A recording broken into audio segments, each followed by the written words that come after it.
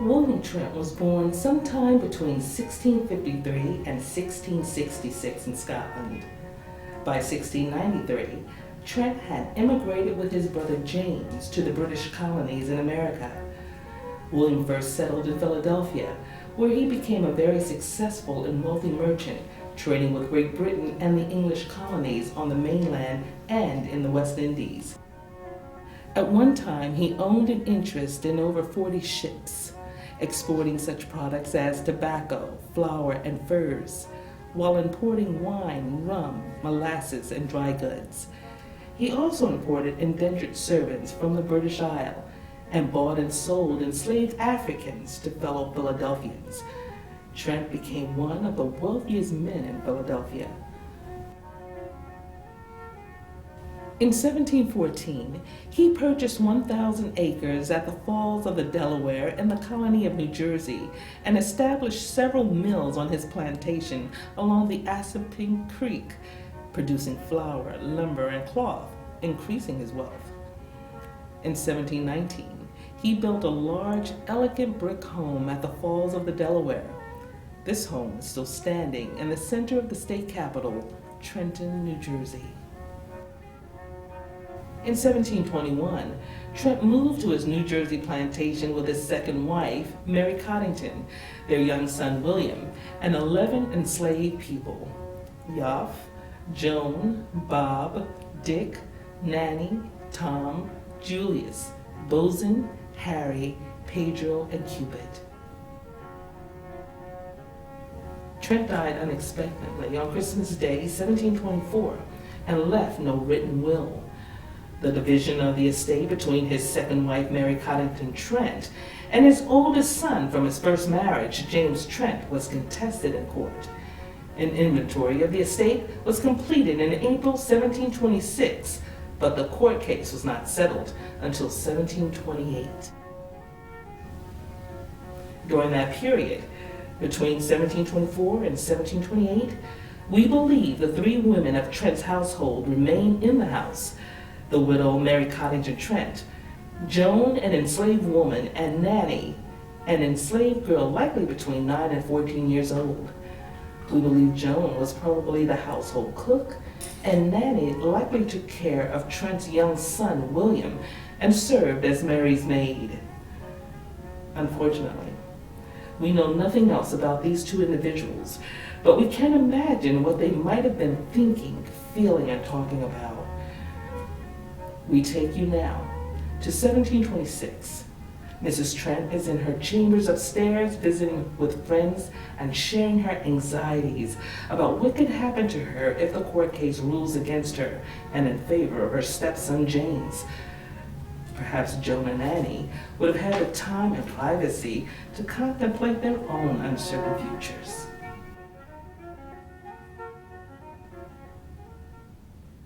It feels good to take a rest. Have you heard any news about the settlement of Judge Trent's property? The mistress is very worried. She's upstairs now talking to her friends about her lawsuit against Mr. James. It's hard for me to be worried for her. Whatever happens in court, she is still going to live in a fine house with nice clothes, all the food she ever needs, and with us to do all the work. She's a widow, so she can spend her time reading, embroidering, and visiting other fine ladies, while it will still be her property or sold to someone else. Joan, what do you think is going to happen to us?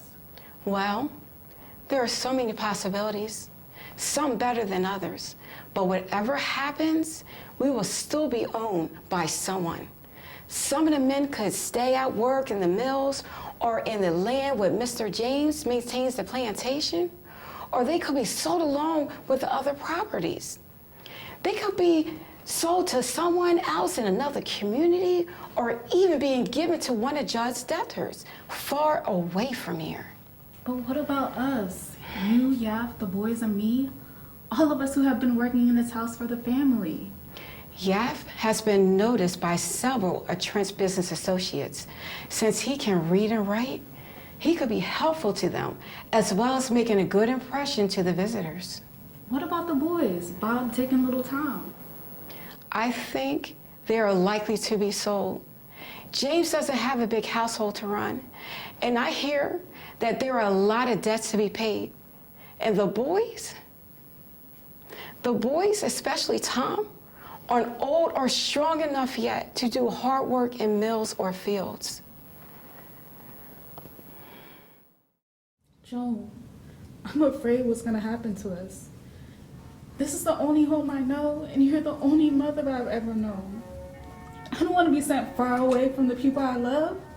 What if I never see you again? What if I'm sent on some farm and I'm the only colored slave? I've heard stories of people being treated really bad.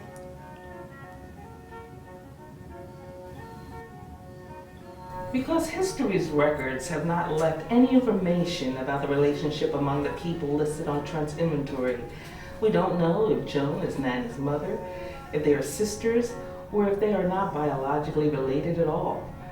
We are therefore left to speculate about their relationship to each other.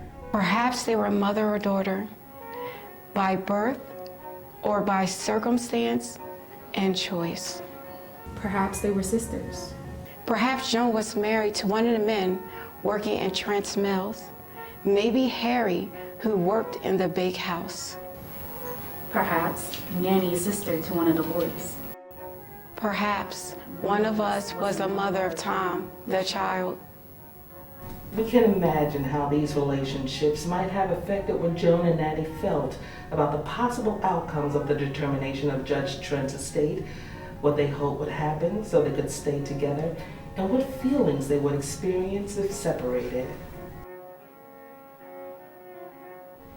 Even after William Trent's death in 1724, the enslaved servants continued to live and work on the Trent plantation at least through April 1726, when the probate inventory was completed, and probably until 1728, when distribution of the estate was settled.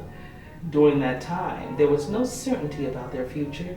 They feared the most probable outcome was that they were likely to be sold away from the plantation and from each other. So what are we gonna do now? Just sit here and wait. Wait for what? Wait to be sold away with no say for what happens to us? Well, what choice do we have? I've seen this happen before. I'd rather die than be sold. All these years here, and now I might be sold off to someone, somewhere, away from everyone? You see Mrs. Trent every day. Maybe you could ask her if she would take you with her after this is settled. I could try. Young Master William liked me, and I am good with a needle. But what if she took just me? What about you? I doubt she'll be having many fancy dinner parties anymore, but I might ask around in the market to see if any families need a cook or a maid. I've heard some have been able to buy their freedom. But how in the world is that even possible? Mrs. Trent has given me a few pence once in a while, but nothing like what it would take.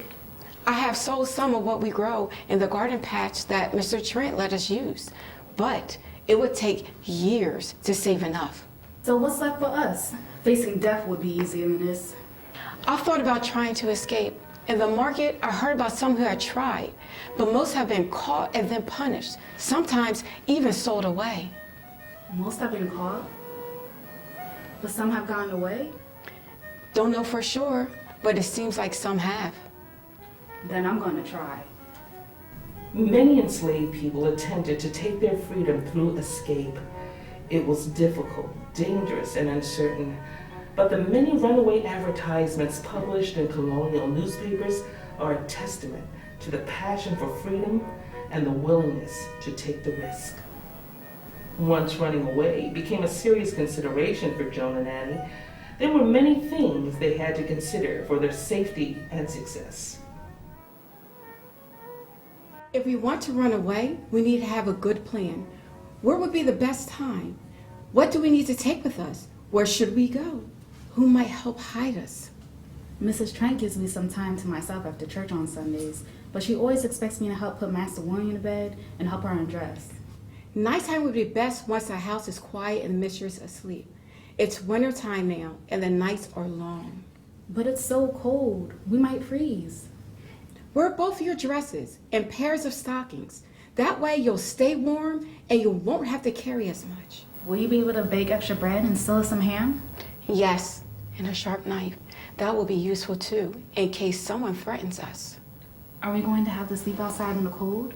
Do we need to bring some blankets? Yes, and the flint for starting a fire. If we had a pass, we could travel during the day.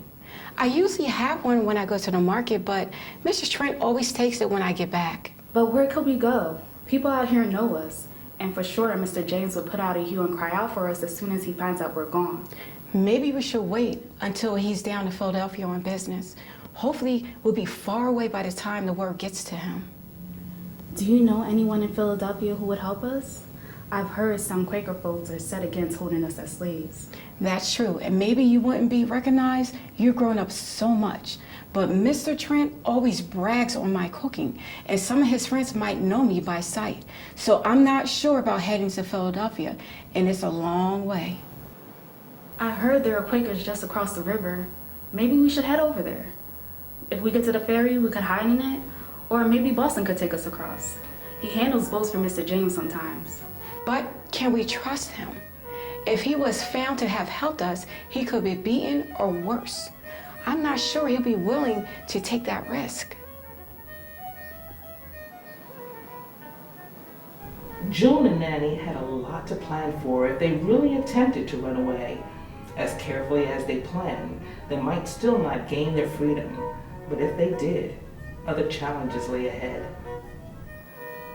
Even if Joan and Nanny were to be successful in escaping from the Trent household, they still would face many challenges. How could they avoid capture, since in many cases the rewards offered for their return might be considerable? How could they go about creating a new life for themselves? At the same time, there was a chance of freedom and of making their own choices for themselves. I just can imagine what it'll be like to be free. Even if we make it that far, we can't let our guard down. We'll need to prove that we are free. How are we going to do that? As soon as we can. We need to find someone who can write papers with our new names. I want to be Lucy. Well then, I will be Ann Smith and you are my daughter Lucy Smith. And we need to be able to say where we came from and how we got to where we are, if anyone asks. But stay quiet and don't draw attention to yourself. You never know who might be looking to get reward money for us. How will we find work then? At church. Someone reads the advertisement in newspaper every week. But it might be better if our friends will ask around for us. I hope to find work as a seamstress. I'll look for a position as a cook, but I don't want to work in somebody's house again. Nor I. I want to be able to work and then come home to my own place. Even if it's just a room, it'll be all mine. Until you get married and have children. Well, yeah, but not right away. What about you? I am content to live with my own people in freedom. You are my daughter in my heart.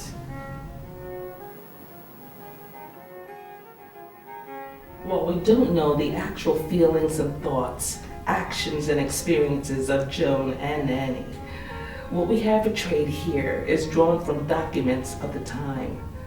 One of Joan's and Nanny's fellow enslaved servants was Yoff, who we believe was Trent's butler and manservant or valet. He was sold or given to James Alexander of New York, one of the executors of Trent's will, once the estate was settled in 1728. In June 1729, Yoff ran away. His is a story for another time.